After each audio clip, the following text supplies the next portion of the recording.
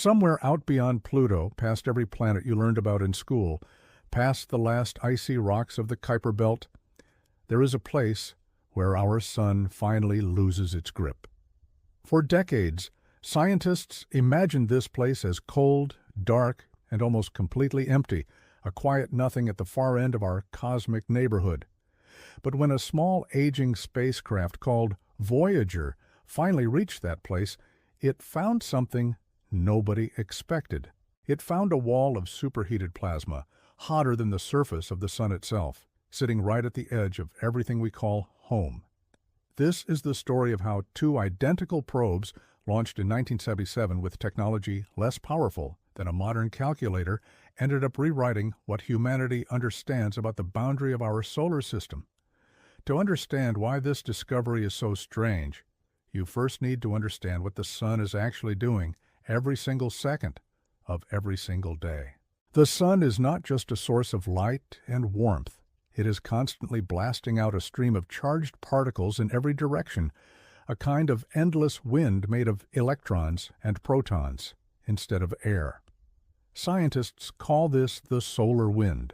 It rushes outward from the sun at speeds of over 1 million miles per hour, sweeping past Mercury, Venus, Earth, Mars, and all the outer planets, carrying the sun's magnetic field along with it like an invisible current dragging a net through water. This wind does not blow forever. Eventually it runs into something pushing back from the other direction, the thin gas and charged particles that fill the space between stars, known as the interstellar medium. Where these two forces meet is one of the most important boundaries in our entire solar system, and it is called the heliopause. Think of the heliopause as the edge of a giant invisible bubble that surrounds our sun and every planet orbiting it. That bubble is called the heliosphere. Inside it, the sun calls the shots, its wind and magnetic field dominating everything. Outside it, the rules change completely, and the material drifting through the galaxy from other stars takes over. For most of human history, nobody had any real way of knowing what that boundary actually looked like, how far away it was, or what it would feel like to cross it. It was pure theory, sketched out on chalkboards using physics and guesswork. That changed because of two small spacecraft that were never even designed to survive long enough to find out. Voyager 1 and Voyager 2 launched from Earth in the late summer of 1977, just weeks apart. Their original assignment sounds almost quaint by today's standards. Fly past Jupiter and Saturn, take some pictures, measure some magnetic fields, and wrap up the mission within about 5 years. Nobody expected these machines to still be working nearly half a century later. Yet Voyager 2 went on to become the only spacecraft in history to fly by all 4 giant planets, Jupiter, Saturn, Uranus, and Neptune. While Voyager 1 used a gravity assist from Saturn to slingshot itself onto a trajectory heading almost straight up and out of the solar system's main plane. Both spacecraft carry a golden record on board, an actual physical disc engraved with sounds and images from Earth, greetings in dozens of languages, music, laughter, birdsong, all packed together as a kind of message in a bottle for any intelligence that might one day find them drifting through the galaxy long after our civilization is gone. After finishing their planetary flybys, both Voyagers kept flying outward, and mission scientists realized they had a once-in-a-lifetime opportunity. These probes, already so far past their expected lifespan, could keep transmitting data as they approached the true edge of the solar system, a region no human-made object had ever reached. So the mission was extended again and again, and the Voyagers became long-distance explorers of a place science could only theorize about. The first big surprise came earlier than most people realize, back in the mid-2000s, long before either spacecraft reached the heliopause itself. Voyager 1 crossed something called the termination shock in December of 2004, a point where the solar wind, which had been racing outward at supersonic speeds for billions of miles, suddenly and abruptly slows down, Picture a jet aircraft breaking the sound barrier in reverse, except instead of a sonic boom, you get a churning, turbulent region where the wind piles up and gets denser and hotter as it presses against the resistance of interstellar space, pushing back. Scientists had predicted this shock would exist, but the actual measurements coming back from Voyager 1 did not match the predictions. Three things in particular caught researchers off guard. First, the solar wind speed beyond the shock was far lower than expected, and at certain points the instruments even suggested the wind was flowing backward, toward the sun rather than away from it. One leading explanation was that the sun happened to be moving into a quieter phase of its roughly 11-year activity cycle, weakening the outward pressure of the wind. Second, the direction of the interplanetary magnetic field, which normally flips back and forth in a striped pattern as the sun rotates every 26 days, started changing far more slowly once Voyager crossed the shock.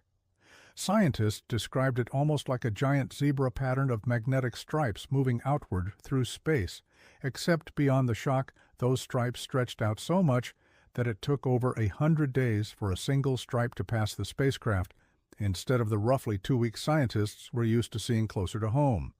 Third, and perhaps strangest of all, was what Voyager 1 failed to detect. Physicists expected cosmic ray particles to bounce back and forth across the termination shock, gaining energy with every bounce, and reaching their highest intensity right at the shock itself. Instead, the intensity of these particles kept climbing the farther Voyager traveled past the shock, meaning that whatever process was accelerating these particles into cosmic rays was happening somewhere further out, in a region nobody had mapped yet. These early findings were a preview of a pattern that would repeat again and again as Voyager pushed deeper into unknown territory. Every time scientists thought they understood the outer solar system, the data coming back told a different story. By 2010, Voyager 1 had reached a strange, calm region that scientists nicknamed the stagnation zone, sometimes compared to the doldrums that sailors once feared, a place where the wind essentially stops. The outward speed of the solar wind, measured by Voyager 1, had dropped to 0. Mission engineers actually rolled the spacecraft several times that year to check whether the wind was simply blowing sideways instead of outward, and confirmed that no, the wind really had stalled. At the same time, the onboard magnetometer detected the intensity of the local magnetic field doubling within about a year, a clear sign that particles and pressure were building up right at the edge of a boundary. The particles that normally stream outward from inside the solar system, the ones the spacecraft had been tracking for decades, were becoming less abundant, dropping to roughly half their previous levels, as if they were slowly leaking out into interstellar space. Meanwhile, high-energy electrons arriving from somewhere deep in the galaxy, from outside the solar system entirely, spiked in intensity by 100-fold. Something enormous was clearly close. Then in August of 2012, it happened. Voyager 1 became the first human-made object in history to cross the heliopause and enter interstellar space. It took NASA several months of careful analysis of the incoming data before scientists were confident enough to make the announcement, because the crossing was not a clean, obvious line. The plasma density around the spacecraft jumped by roughly 40 times almost overnight, which is exactly what physicists expected to see if Voyager had left the relatively sparse plasma of the solar wind and entered the denser plasma of interstellar space. The intensity of cosmic rays originating from inside our own solar system also dropped sharply around the same time, while cosmic rays from other stars and distant supernova remnants increased. Together, these signals convinced scientists that Voyager 1 truly had left the sun's bubble behind, a journey of roughly 11 billion miles that had taken 35 years. Voyager 2 followed a different path through the solar system and reached its own crossing point in November of 2018, more than 6 years after its twin, and at a location tens of astronomical units closer to the sun than where Voyager 1 broke through. That difference alone told scientists something important, that the heliopause is not a perfect sphere sitting at a fixed distance in every direction. It bulges and shifts depending on the pressure of the solar wind pushing outward, which itself rises and falls with the sun's roughly 11-year activity cycle, and depending on the pressure of the interstellar medium pushing back from outside, almost like a giant lung slowly breathing in and out over years and decades.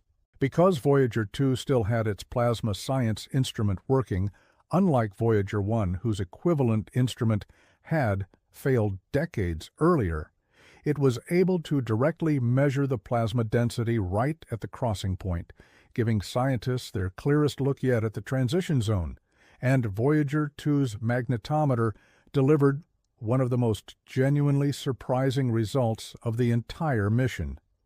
Scientists had assumed that the magnetic field just outside the heliopause, out in true interstellar space, would point in a noticeably different direction than the magnetic field inside the heliosphere, since the two regions are shaped by completely different sources, one by the rotating sun and one by the wider galaxy. When Voyager 1 first measured the field just beyond its own crossing point, back in 2012, it appeared to run roughly parallel to the field inside the solar bubble. But with only one data point, researchers could not be sure whether that alignment was a real feature of the boundary or simply a coincidence at that particular spot. Voyager 2's measurements at a completely different location confirmed the same alignment, telling scientists that the magnetic fields inside and outside the heliopause really do line up, a finding that still puzzles physicists today, because it suggests the boundary between our solar system and the rest of the galaxy is less of a sharp wall and more of a gradual connected transition than anyone predicted. Now here is where the story gets to the part most people find genuinely hard to believe. As both spacecraft crossed through this boundary region, their instruments recorded plasma temperatures soaring to between 30,000 and 50,000 Kelvin, somewhere around 54,000 to 90,000 degrees Fahrenheit. For comparison, the visible surface of our own sun sits at roughly 10,000 degrees Fahrenheit. In other words, this thin, invisible zone at the outer edge of our solar system, a place long assumed to be one of the coldest, emptiest regions imaginable, turned out to be several times hotter than the surface of the star at the center of everything. So why didn't Voyager 1 and Voyager 2 get vaporized the instant they passed through this so-called wall of fire? The answer comes down to a distinction that trips up almost everyone the first time they hear about it: the difference between temperature and heat. Temperature measures how fast individual particles are moving, nothing more. In this region at the edge of the heliosphere, the particles are indeed moving incredibly fast, colliding and compressing as the outward pressure of the solar wind runs into the inward pressure of the interstellar medium, and that speed translates directly into an extremely high temperature reading on a thermometer, if you could somehow hold one there. Heat, on the other hand, depends on how many of those fast-moving particles are actually packed into a given space, in other words, their density, and out at the edge of the solar system. Space is so thin, so close to a true vacuum, that these blisteringly fast particles are separated from each other by distances measured in thousands of miles. A spacecraft passing through this region simply does not encounter enough particles per second for any meaningful transfer of thermal energy to occur. It is a bit like the difference between touching a single spark from a sparkler and standing in the middle of a bonfire. The spark might technically be thousands of degrees, but because there's so little material actually making contact with your skin, you barely feel it. Voyager experienced something similar on an enormous scale, gliding through a genuinely superheated region without ever being at risk of melting, because there simply was not enough substance there to cook it. It is worth pausing here to be clear about what this discovery is and is not, because a lot of sensational headlines have stretched the truth to make it sound more dramatic than it already is. This is not a physical, visible wall that a spacecraft could crash into. You could not see it with your eyes, even if you were floating right next to Voyager as it passed through. It will not damage or destroy any future spacecraft traveling through the same region, and it is not, despite what some clickbait articles suggest, evidence of anything mysterious, artificial, or threatening. It is a real, measured, scientifically verified plasma temperature spike caused by ordinary physics, the same kind of shock heating you see when any two streams of charged particles collide at extremely different speeds and pressures. The fact that it is real and verified does not make it any less remarkable. If anything, the honest version of this discovery is more interesting than the exaggerated one, because it forces scientists to rethink the entire structure of the boundary between our solar system and the galaxy at large. Beyond the temperature spike itself, both Voyagers gathered other pieces of the puzzle that are just as important, even if they get less attention. Once Voyager 1 crossed fully into interstellar space, it became the very first spacecraft in history to directly sample interstellar plasma, the ionized gas that fills the space between stars. Scientists had studied interstellar space indirectly for a very long time through telescopes and light spectra, but this was the first time an instrument was physically sitting inside that material, measuring it directly. What Voyager 1 found was that this plasma was not uniform or static. As it continued its journey outward, it passed through what researchers call density waves, regions where the concentration of charged particles rose and fell in patterns, proving that interstellar space is not a featureless void, but a dynamic, textured environment, shaped by activity happening across the wider galaxy, not just by our own sun. Both probes also confirmed that the heliopause behaves less like a fixed boundary and more like a living, breathing structure. Because the strength of the solar wind rises and falls with the sun's activity cycle, the entire heliosphere expands and contracts over time, pushing the heliopause farther out during periods of high solar activity and letting it drift back inward during quieter periods. This is part of the reason Voyager 1 and Voyager 2 cross the boundary at such different distances from the Sun, years apart. It also means that the heliopause is not a smooth, uniform sphere, but a lumpy, shifting shape, more turbulent and irregular than the tidy diagrams found in textbooks might suggest. As the entire heliosphere plows forward through the interstellar medium, carried along by the Sun's own motion through the galaxy, it even generates something similar to a bow shock, comparable to the wake that forms in front of a ship cutting through ocean water, or the way air piles up in front of a fast-moving aircraft. This whole bubble we live inside is not sitting still. It is barreling through space at roughly 45,000 miles per hour, dragging every planet, moon, and spacecraft along with it and shoving through the surrounding interstellar material as it goes. All of this raises an obvious question.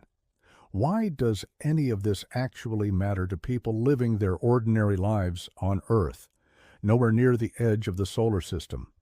The heliosphere is not just a scientific curiosity. It functions as a genuine shield.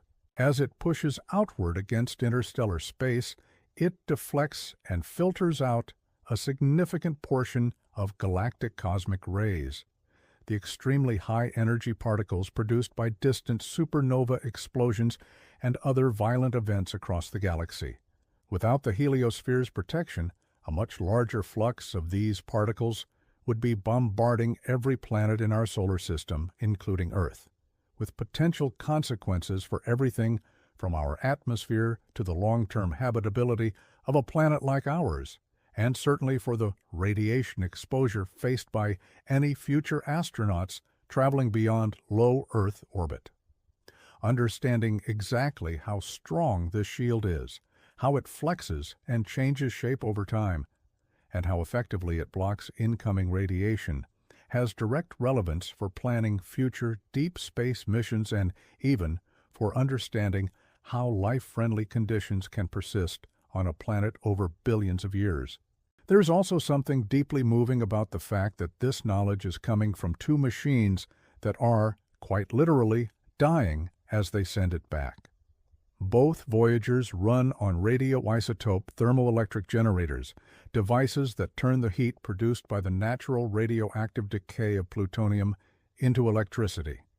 There is no way to refuel them, no way to repair them, and no way to send a maintenance mission across billions of miles of space. Every year, their power output drops a little further, and NASA engineers have had to make increasingly difficult decisions about which instruments to keep running and which ones to shut down permanently in order to stretch out the mission for as long as possible. Some instruments have already gone silent forever. Each spacecraft now operates on roughly the power of a household light bulb, spread across an entire suite of scientific instruments, and the radio transmitter needed to send data all the way back to Earth. And because of the sheer distance involved, more than 14 billion miles for Voyager 1, a single radio signal traveling at the speed of light takes over 21 hours just to reach Earth's massive deep space network antennas, meaning any command sent up to the spacecraft takes nearly 2 full days for a round-trip confirmation. Despite all of that, both spacecraft are still transmitting, still measuring magnetic fields, still counting cosmic ray particles, and still teaching us things about a region of space that no other instrument, no telescope, no computer simulation could ever fully capture on its own. They are functioning as humanity's first, and for the foreseeable future, only physical scouts in interstellar space, decades after anyone expected them to still be working at all.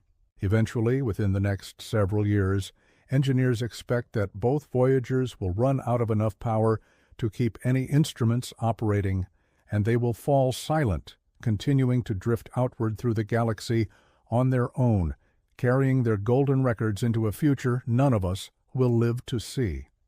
But the data they have already sent back, and whatever they manage to send in whatever time they have left, will continue to shape how scientists understand the true edge of our solar system for generations. What started as a 5-year mission to photograph Jupiter and Saturn turned into humanity's first real look at the boundary where our sun's influence ends and the rest of the galaxy begins, complete with a hidden, superheated wall that nobody predicted, a magnetic field that behaves in ways still not fully understood, and a reminder that even after nearly 50 years of exploration, the edge of our own cosmic backyard still has the power to completely surprise us. It helps to put some of these numbers side by side, because on their own, they can be hard to picture. Voyager 1 is currently more than 14 billion miles from the Sun, a distance so large that light itself, the fastest thing in the universe, needs over 21 hours to cross it. If you tried to drive that distance in a car at highway speed without ever stopping, it would take you well over 25,000 years. And yet Voyager 1 covered it in less than 50.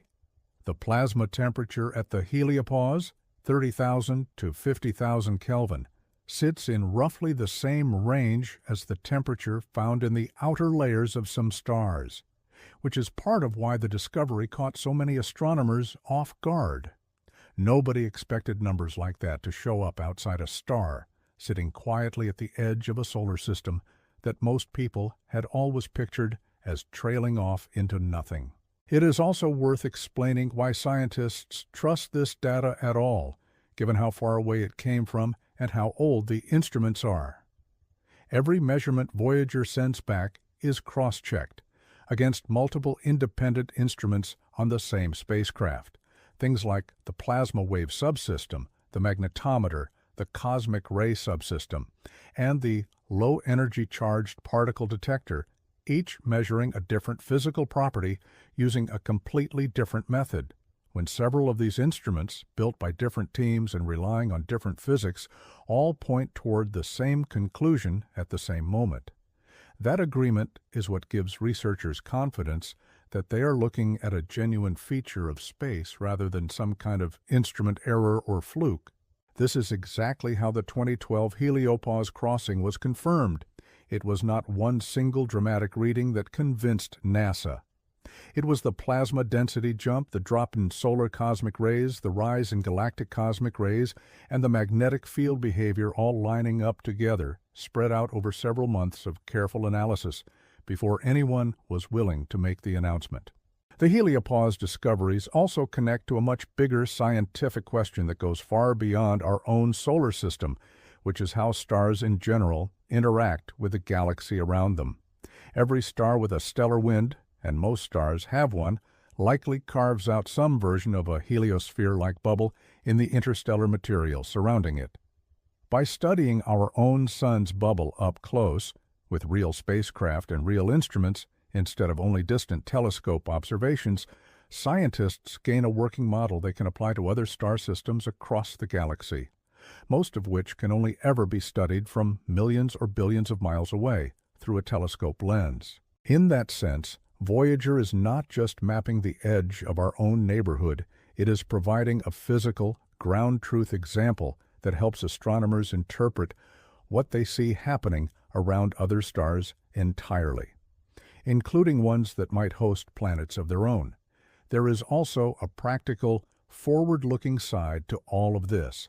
NASA and other space agencies have already begun early discussions and design studies for a dedicated interstellar probe, a next-generation spacecraft purpose-built to study the same boundary region, but with modern instruments, a stronger power source, and a flight plan that could reach interstellar space in a fraction of the time it took Voyager.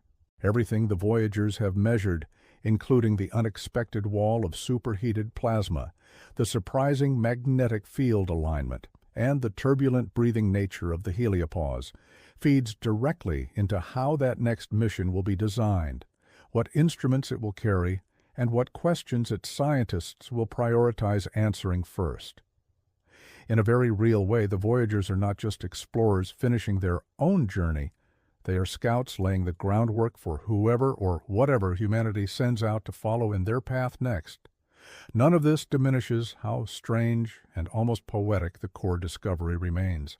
Two spacecraft, each smaller than a small car, built with 1970s-era computers that have less processing power than a modern wristwatch, traveled farther than any human-made object in history and stumbled into a hidden, invisible furnace sitting right at the edge of everything we call home. It is not fire in the way we experience fire on Earth, and it poses no danger to anything passing through it. But it stands as one of the clearest reminders in all of modern science that the universe rarely behaves the way our intuition expects it to, and that sometimes the emptiest, quietest-looking parts of space are hiding the most extreme conditions imaginable, waiting patiently for something like Voyager to come along and finally notice.